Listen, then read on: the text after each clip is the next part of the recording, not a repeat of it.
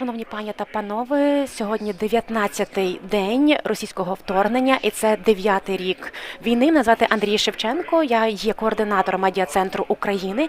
І від імені нашої команди я би хотів привітати усіх журналістів. Here in the free and unbroken country of Ukraine. Today we are launching this media center to provide journalists with reliable and timely information. Moreover, we hope that this place will be a very useful first stop for foreign journalists coming into the country, seeking all sorts of assistance here on the ground. We do appreciate your work and your commitment to your audiences and to the truth.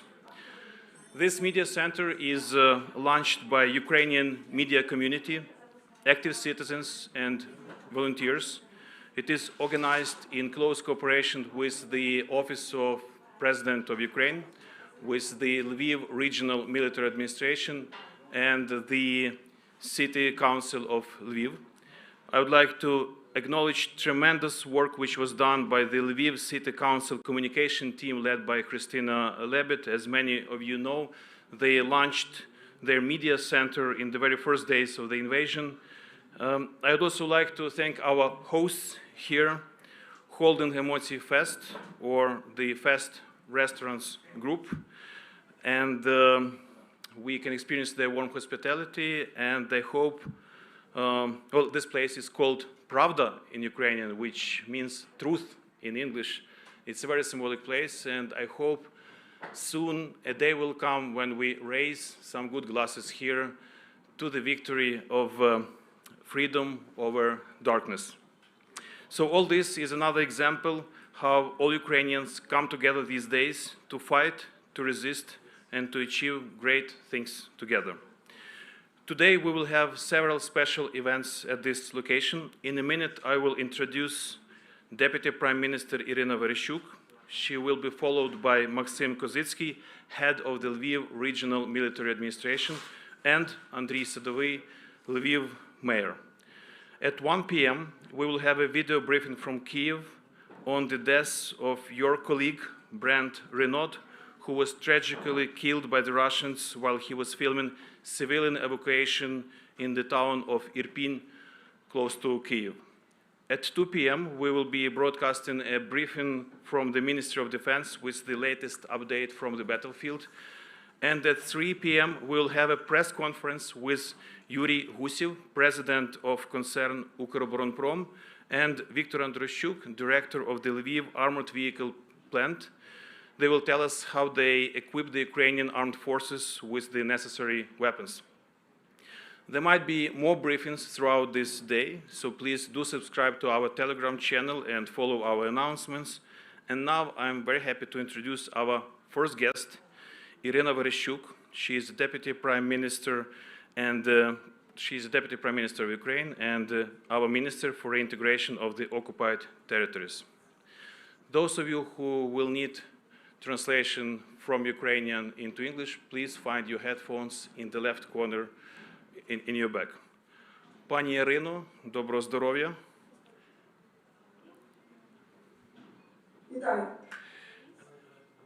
Пані Ірино, я перейду зараз на англійську, і я почну, I will start with the most precious issue, the humanitarian corridors in the war zone.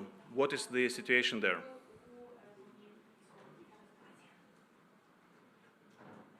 На сьогодні діє, так, не всі з них запрацювали, на Луганську.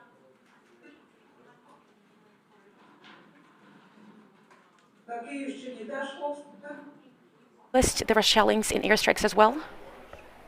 Результати діяльності території наступного As for the outcomes of our humanitarian orders, we will be able to see what the situation is at about 8 p.m. But in general, the process is very challenging indeed. The invaders do not adhere to their obligations and commitments. They do not fulfill the ceasefire regime, and very often people are under hazard along those humanitarian corridors that are supposed to ensure their safety. but you were talking about the total number of people that were able to get out of the hell created by Putin in Ukraine. We're talking about almost 150,000 people. This is the total number of people that have already utilized humanitarian corridors and are in safety right now. We will collect some questions from the audience, but before we do so, I cannot hear you. Я тоді спробую англійською мовою. I cannot hear you.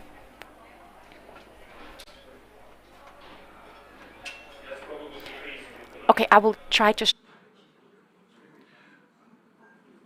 Пані Ірино, чи є новини про мерів українських міст, які полонені або викрадені російськими окупантами?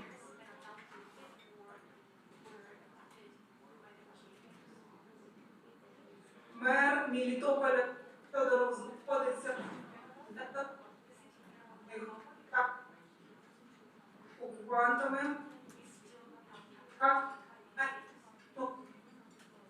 Знаходиться, це не полон, це незаконне утримання, так, на сьогодні.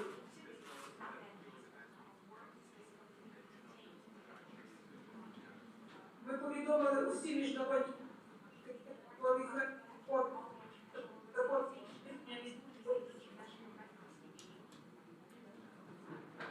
однак на сьогодні результат.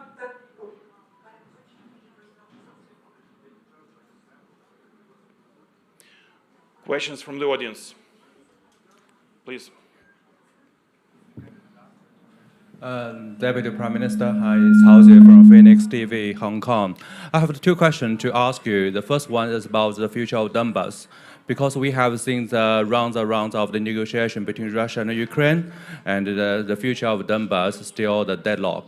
I wonder, in the future, do you think the Ukraine government will still consider a referendum and let the residents to decide their future?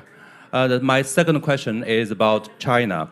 Because when I come to this country this time, I've been to this country for many times, but for this time, I did hear lots of people talking about China and the country's role to get involved in the future negotiation. In your government or in your cabinet, have your colleague decided or are talking about the issue seriously? And because for the current situation, the war between Russia and Ukraine is still controversial in Asia.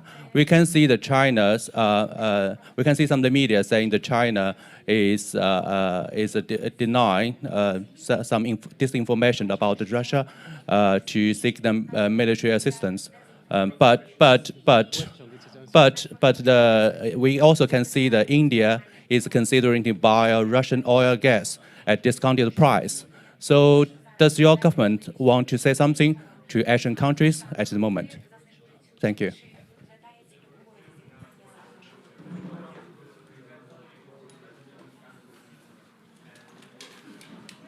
Так? Давайте почнемо з першого питання щодо можливості проведення.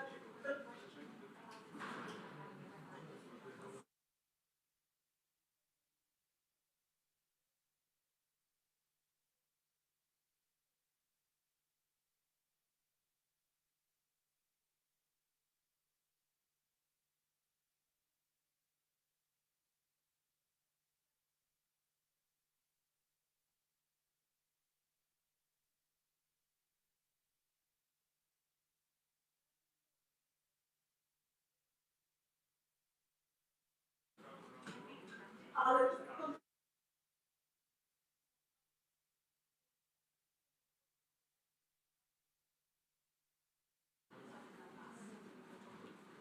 як ви знаєте, території ОРДЛО, це окремі райони Донецької та Луганської області, це і точно так, але умовно Донбас.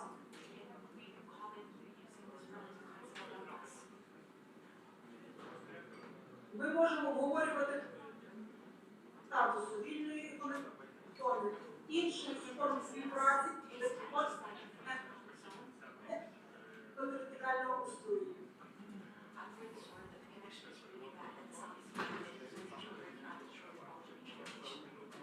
Could you please give us the main ideas in English? питання щодо участі Китаю.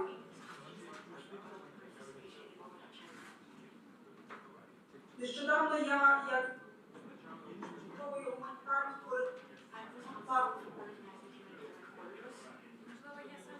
мала трьохденну в Україні, тому що їхні по декілька сотень не могли б території, яка буде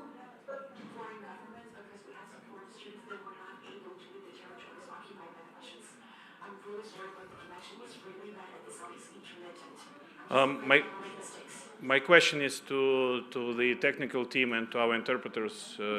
Do we need to switch technical channel? ту безвідповідальну поведінку Росії, коли вона фактично які мали мирно і область заручники.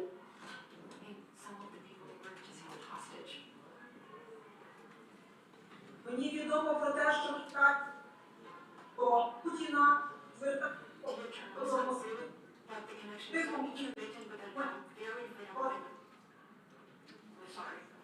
Switch off the video. Or please, the main idea of the English, please. На жаль, Пані Ірино, я на секунду. обіцяла і нічого не робила навзамін. Пані Ірино, одну секунду. Такою відповідальною буває Москва, коли це стосується її інтересів. Я знаю, що це знає, що натомість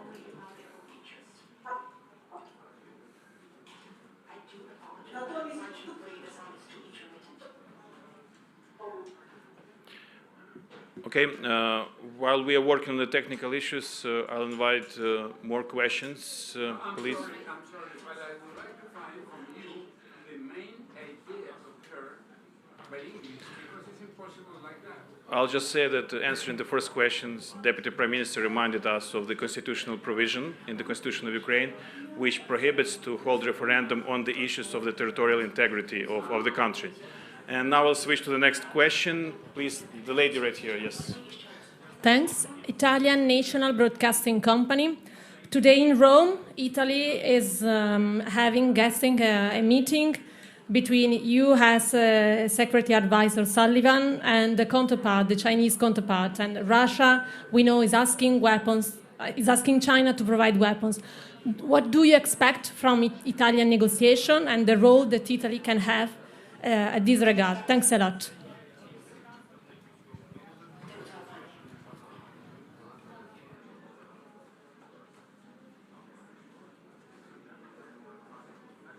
у Європейському Союзі, навіть членом НАТО, і те, що можна українці робити. Помагають політичному, дипломатичному. Okay, next question, please.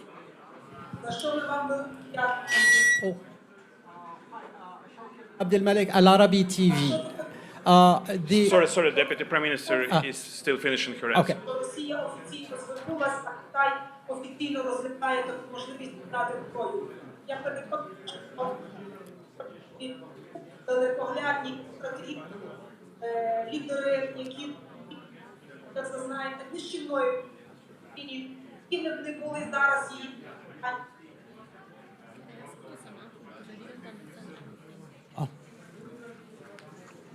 Just wait, I ask my question. Okay, thank you. I think I'll be able to do it later. Let's get to the next question. Thank you. Shawki Amin Abdelmalek Al Arabi TV, based in London. It's Qatari channel. Actually, the foreign minister office of Qatar is in Russia. Do you rely on a role of Arabic words today to make end to this war? This is my first question. Second one, the Russian accused Ukraine that yesterday they attacked this center because there were soldiers from NATO who trained military soldiers here. Do you agree with this point of view of Russian? Thank you.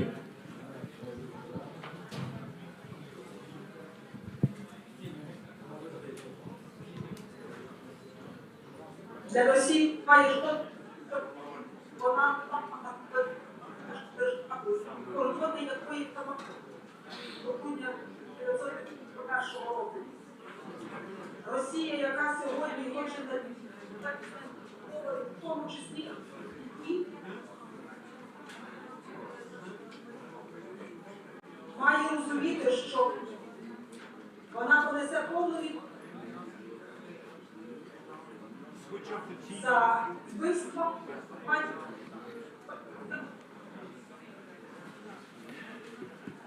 на окупованому Маріуполі.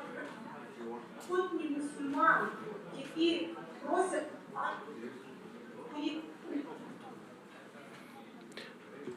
і Росія без води, без їжі, без світла і без можливості.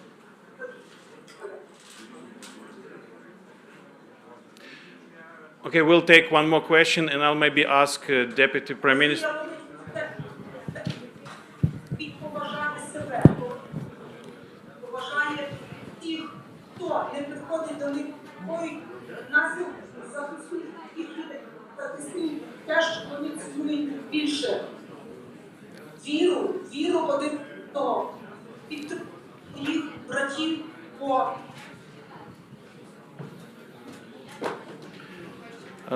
Yes. Okay, Yes. I hope we got I have a the... question. сьогодні Yes. захистити тих людей, які є з ними одновірцями і які страждають сьогодні від зброї, від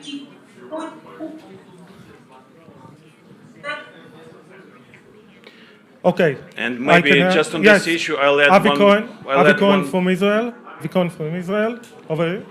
Please let me jump in. I'll add one word in my personal capacity as a former Ukrainian ambassador to Canada. This training center in Yavoriv has seen a lot of wonderful men and women in uniforms from our partner countries who helped our armed forces to modernize. We know that yesterday Russia sent a very specific signal to the free world, to our NATO partners, and I think we read this message very clearly.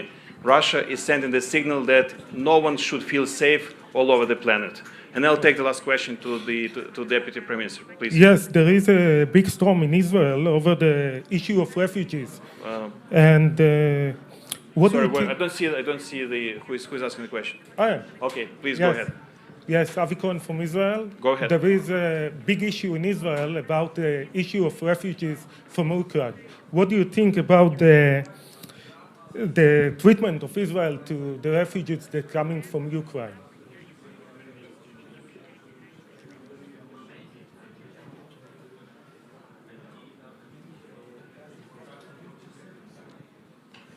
Має даних щодо ставлення громадян Ізраїлю до з України.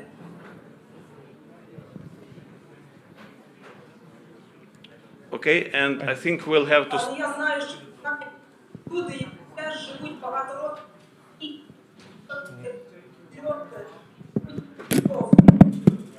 Country for multiple years. Я думаю, що на цьому нам потрібно буде зупинитися. Я хочу подякувати пані віце-прем'єр-міністерці, пані Ірині Верещук.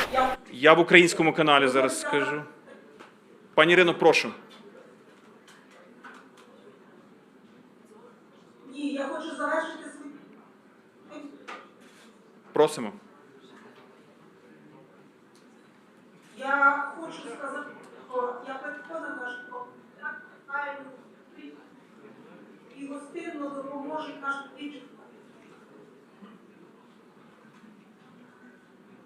Everything. Але ми чекаємо більшого. But we are waiting for a more significant signal from Israel. This should be the response to Russia's attack of Bab Yar. You remember that we had a lot of victims there, and you remember what kind of tragedy it was 70 years ago. And Russia has made a cynical strike on Bab Yar. So let Russia explain Israel why they do this.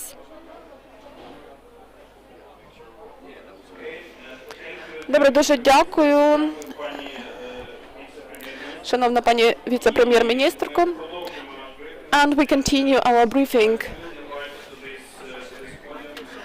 Я хочу запросити особисто на цю сцену пана Максима Козицького, голову Львівської обласної військової адміністрації, а також Андрія Садового, міського голову цього чудового міста Львова. Gentlemen, the floor is yours. Вам слово. Glory to Ukraine, glory to heroes. Okay, I will start. So, good afternoon.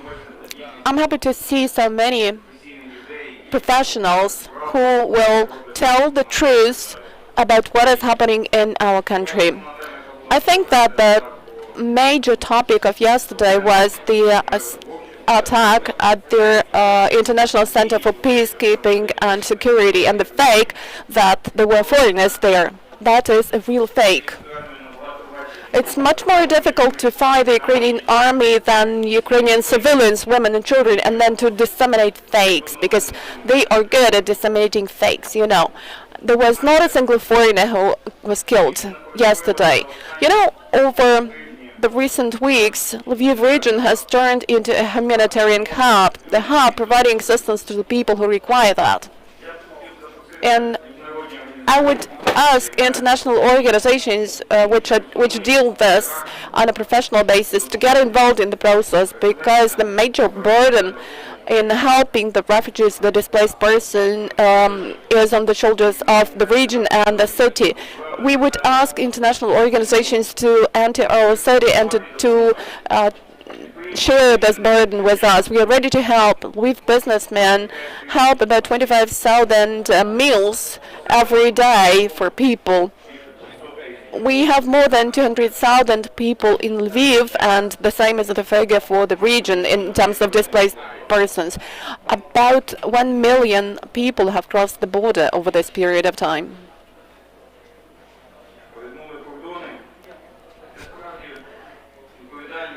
And this is really the responsibility we are going to share with you and to help people. I guess we may definitely say that Russia is a beast, it's an enemy fighting not with the Ukrainian army but with the Ukrainian people. But on the other hand, we also need to be brave enough to tell that the whole civilized world is not very much in a hurry to help Ukraine. I think that we have here a lot of foreign journalists, and I would urge you, not your governments, but your people, your communities, your citizens, please tell them, tell the people in your countries, tell the citizens of your countries what is really happening here. Let them have rallies in support of the Ukrainian people. The Ukrainian people which has started fighting for the values declared by the whole civilized world. We were not afraid to take the weapons and to start protecting those values. I would like to express my gratitude for the assistance which is already provided, for the humanitarian assistance, for the military assistance. But unfortunately, for the moment, this is not enough. This is too little. Decisions should be really quick, rapid, decisive, timely, and clear. Your leaders, the leaders in your states, need to learn to pass decisions the way our president does. Support the Ukrainian people, do support the president, do support Ukraine, and that is going to be the first step to the punishment to the evil in the world. Speak to your governments, speak to your communities, to your companies, let them leave the market of Russia. If banks are cut off from SWIFT, let them also cut off Sberbank. If they speak about currency revenues to Russia, let them stop building gas pipelines and letting Russian ships with oil into their ports.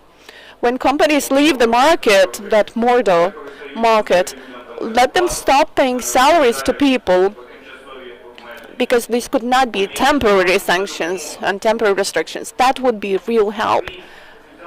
Ukrainians have started fighting against this blow, and we will keep standing like that with our brave spirit, with our love, the love for our own land.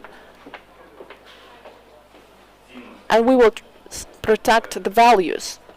But it's difficult to do this if you don't have the advanced weapons. Close the sky over Ukraine, give the weapons, and we will definitely win together. Thank you.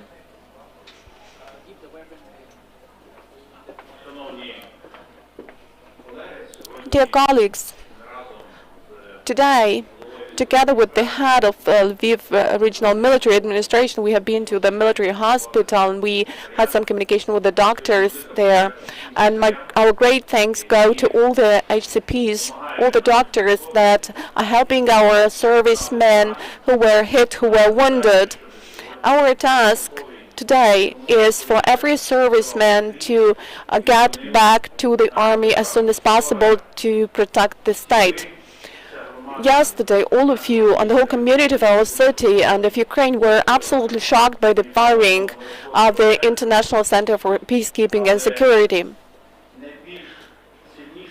But the firing, the explosions were heard on the Polish side, on the EU side. I had a lot of calls from Polish mayors, Polish politicians, and they start realizing that, in fact, the war is already waged at the border on the EU, and the decisions that need to be passed by the European Union and the whole democratic community of the world should be timely. They could not be delayed, not once, one day, but today and tomorrow. In spite of the most terrible situation, we have to live, and Lviv shows its maximum capacity to keep living. We have relaunched online studies in our schools in Lviv, and 76,000 of Lviv children have got registered for online studies, and approximately 1,000 is the number of children who have come here from other regions. Some of them study even at the school where they now live, while some of them have online studies while living in some private sector houses where they were accommodated or where they were hosted by our fellows, or where they lease apartments. More than 200,000 displaced persons are staying now in Lviv region. These are the people who have come from other regions. So this is one more city that has entered Lviv. You can see that Lviv keeps functioning.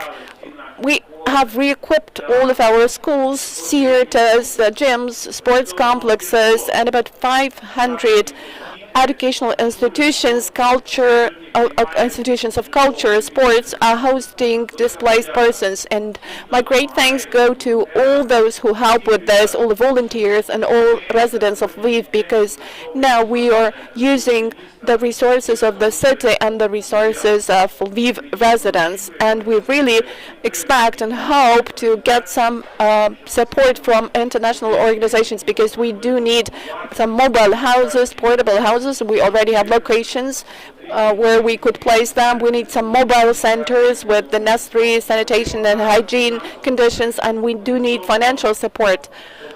This is about $1 billion a day.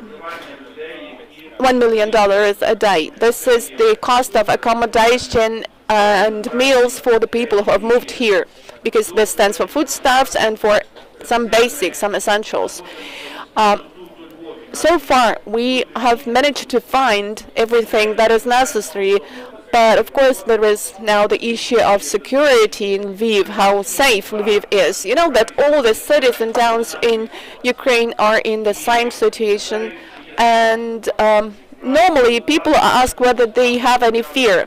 You know, we had fear on the 24th of February when the firing started in Lviv region and all the other regions. But when you do some job from morning till night or round the clock, you don't have any time to feel some fear, because today the job of each of us is extremely important, and your job, the job of all the representatives of mass media today, is of utmost importance, because your power is quite often much greater than the power of thousands of politicians who are afraid of something, who keep contemplating. While you have come here, you can see the real situation, the real picture, and you will push the world, trying to awaken it from the dream in which it used to be, because today in Ukraine the destiny of the whole world is, the future of the whole world is being resolved. So you are participants of this process, and thanks a lot to you for this. As far as security issues are concerned, we have 2 brigades of territorial defense forces, 103, 125. These are the units of the Ministry of Armed Forces. And we have 6,600. These are volunteer units. These are Lviv residents who go to patrol the streets and take care about our security. You know, the level of crime has reached 0. Just some occasional cases. There are some cases when people inflate prices. In particular, this refers to accommodation prices, but we do some work about that, and a lot of hotels have started making their prices lower as compared to the beginning of the aggression. So that is just in brief what I meant to tell, and if you have any questions to the head of Lviv Regional Military Administration or to me, please, you're welcome.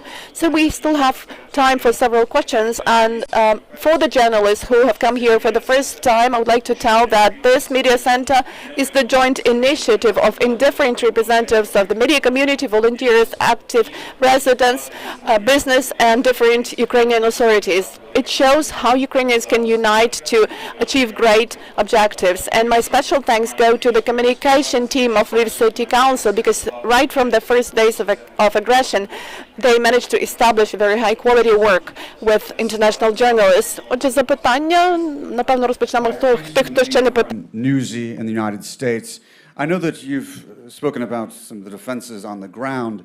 Can you tell me what type of defense do you have for the sky here in Lviv? And have you spoken with your counterparts in Poland about the possibility of them providing some defense? We know that the United States has provided Patriot missiles to Poland. Do you think they could help in air defense if needed? Thank you. Після вчорашніх розмов з польськими політиками вони починають розуміти, що ця ракета, яка впала за 20 кілометрів, that has hit the territory which is 20 kilometers from the Polish border could also hit their ground. And I keep asking them the question, and what will you do in case it hits your territory? And they are shocked, they cannot answer. So I guess that air defense systems could probably be placed here for not a single missile to fall, to hit the territory. And maybe the fighters, which are highly debated now, and we know that there is a debate between the Polish authorities and Biden, could also be placed here. We require these decisions today. This is not the war of the 20th century. This is the war of the 21st century, which presupposes ability to react in time. It's all about the speed. And if the politicians of democratic countries worked, so to say, in advance and introduced immediate sanctions, we wouldn't have what we have today. Their willingness, the wish not to close the sky causes 100 deaths an hour. People are dying, and for example, in Mariupol, we can speak about thousands of women, children, elderly people. And every politician who is contemplating or debating whether they should support Ukraine or not, they should realize that this is the area of their personal responsibility as well. Ще запитання? Here, for France Bancat, I would like to ask you if there were international combatants yesterday in Lviv, and do you know where are of if they have died, because we have information, but we don't have this confirmation. So if you can tell us something. Fake news. Дякую за запитання. Thank you for the question. There was not a single foreigner who was killed yesterday in the attack against the International Center for Peace Building and Security.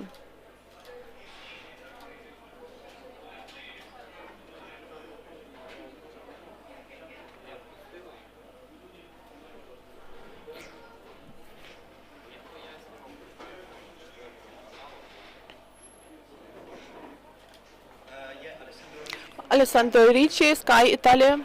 Of how safe is the city, and do you fear a siege in the city in the next future?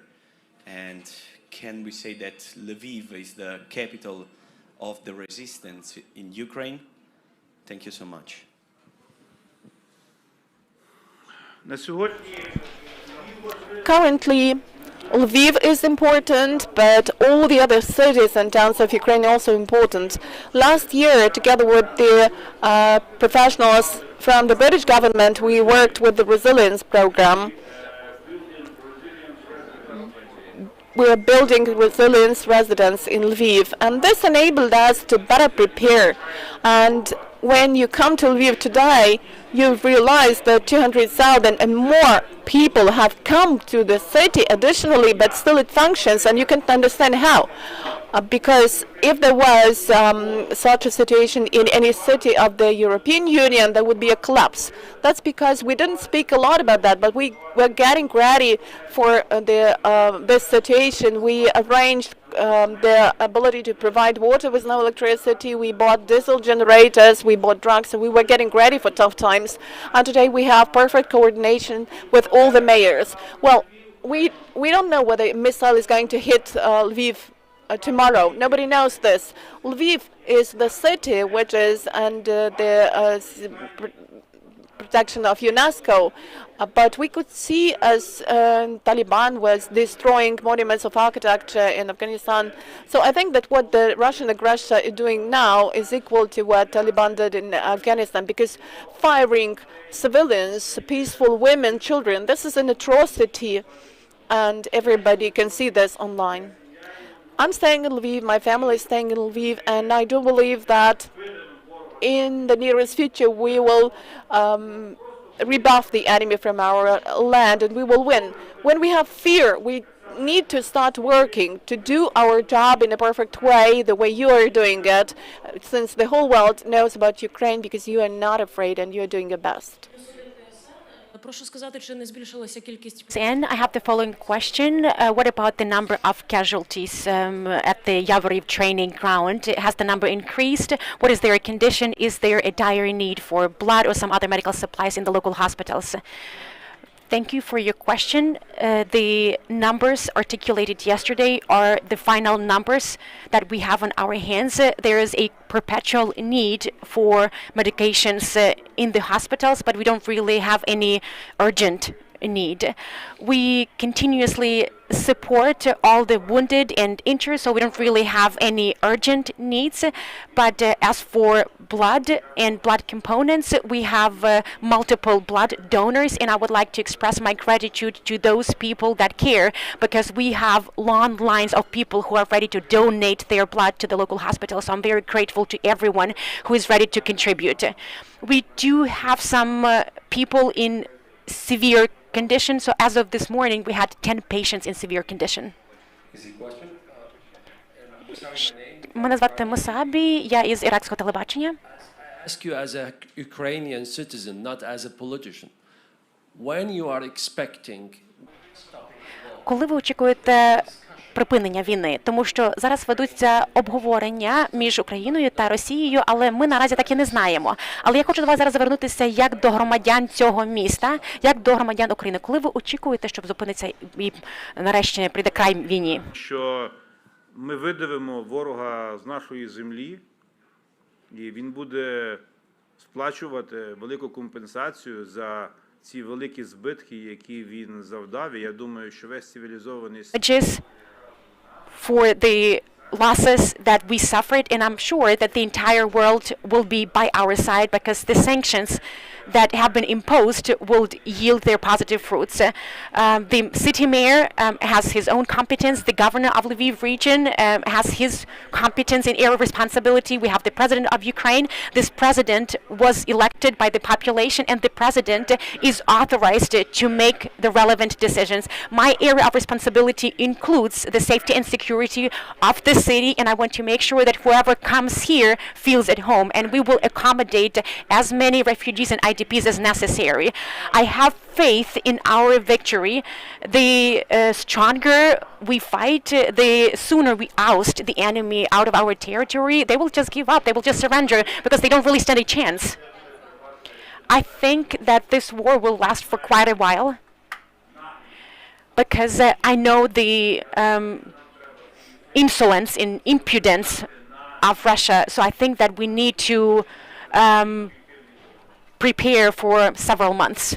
But this is my objective opinion. Of Germany. One question for the governor.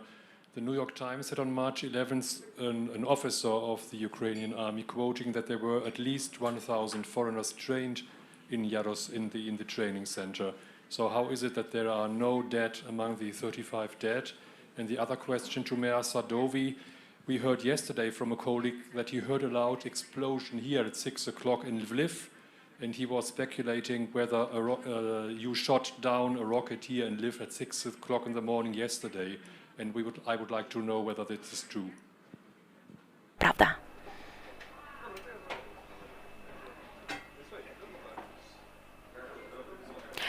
Well, thank you for your question.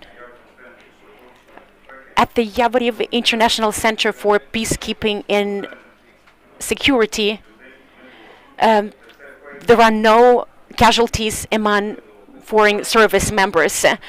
These are the fakes propagated by the Russian Federation. As of today, we don't really have any information about that. Are there foreigners there? Definitely, because this is the International Center for Peacekeeping and Security. Since 2014, when the war was waged, we have had foreign trainers there who have supported our service members with training in the military strategy and tactics. On the territory of the city of Lviv, we don't really have a single military facility. We have refugees, a ton of them. We are the largest hub for refugees globally right now, and we have locals who are taking care of the stable functioning of our country. But once again, I cannot really make any predictions about what the target is for the missile. I mean, this is a missile that was basically delivered from Russia, and then it was launched from the Black Sea. You cannot really make any forecasts in this regard. Who can find a rationale for the shellings and airstrikes on Mariupol? I'm in perpetual communications with the city mayor of Mariupol, and the city is basically decimated. It's wiped off the face of the planet. 400,000 people. All these people are held hostage. So different scenarios are possible. But if we concentrate on the downsides, if we concentrate on the bad things, then you will not be able to work. I'm always optimistic. Recently, I had a conversation with one father who had to bury his son. There were tears welling up in his tears, trickling down his face, but he felt proud for his son because his son paid the price of his life for Ukraine. And this is something that I reiterate on multiple occasions. Right now, you are bearing witness to the birth of a new nation, the birth of a new country. The first 30 years of our independence were labor. And right now, this baby country is being born. It's a beautiful country, and each and every EU member state will take pride in the fact that we are together, that we are part of the European community, because we are demonstrating something that the world did not expect of us. Everything is possible because this self-organization and self-discipline are part and parcel of our genetic code, and we are demonstrating the best qualities that we have in our country. I'm a great optimist, and a big thank you to all of you who are not afraid of coming here at this dire time. You are strong people.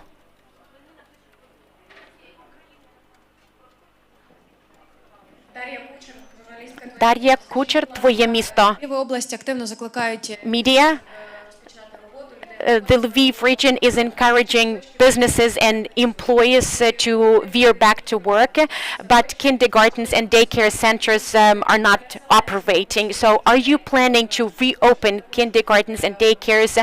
Is there a program for refugees, for their children to be able to go to kindergartens? As for the dry law, no alcohol law, there's a word has it that this law will be revoked on the territory of the Lviv region. Якщо брати Львівську область і місто Львів, ми маємо різні регіони, які Gardens and daycare centers, we have different regions in Ukraine that are in a different situation. Here in Lviv region, we are ready to reopen kindergartens and daycare centers, and we have a mixed approach to school education right now. So we want our schools to resume both online and offline studies where it's possible.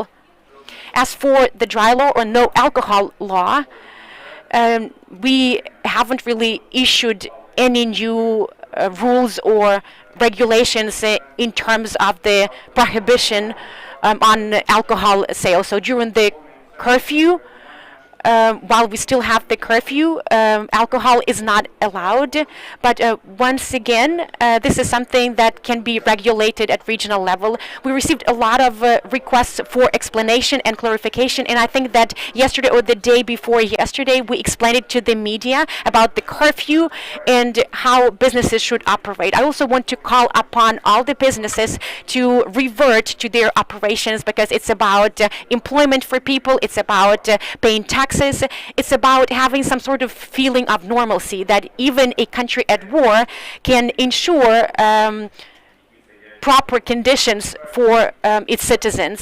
So I think it will be a lease of new life for everyone. So I want to encourage everyone to get work to, because we need to support the front line and we need to ensure favorable conditions for all the people coming in here.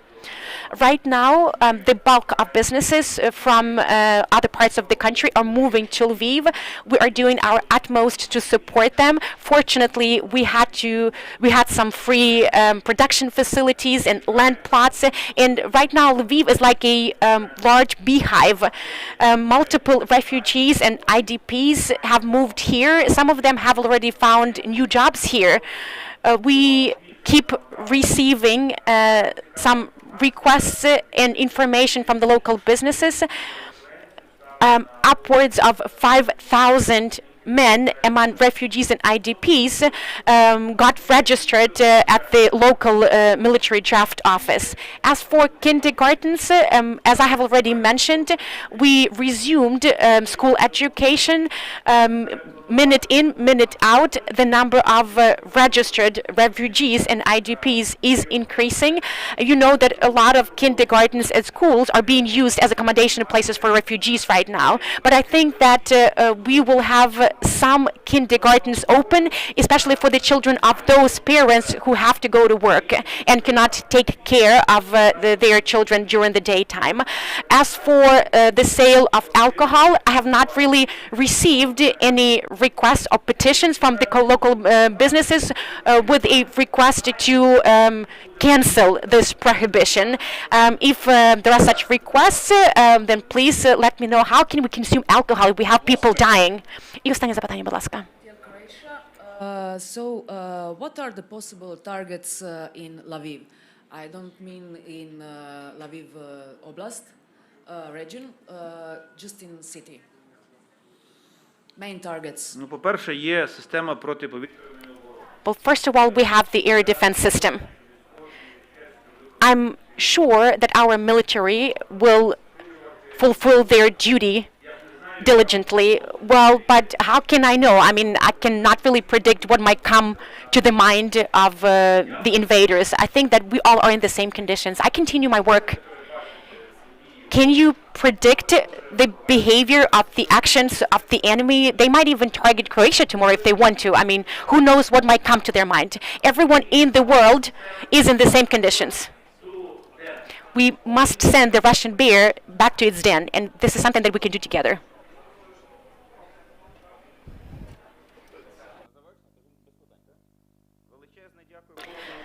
To sum up our briefing, I would like to express my heartfelt gratitude to all of you who have come to Lviv region and the city of Lviv. I have a big request to all of you. Please transmit the truth about this war to your people, ordinary people.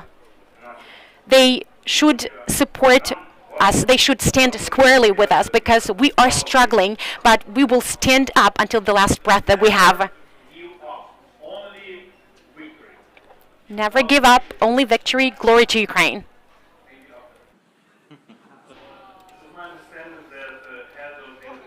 Military administration Maksym Kozytsky and the city mayor Andriy Sadovyi will be available for follow-up interviews or comments for a short time.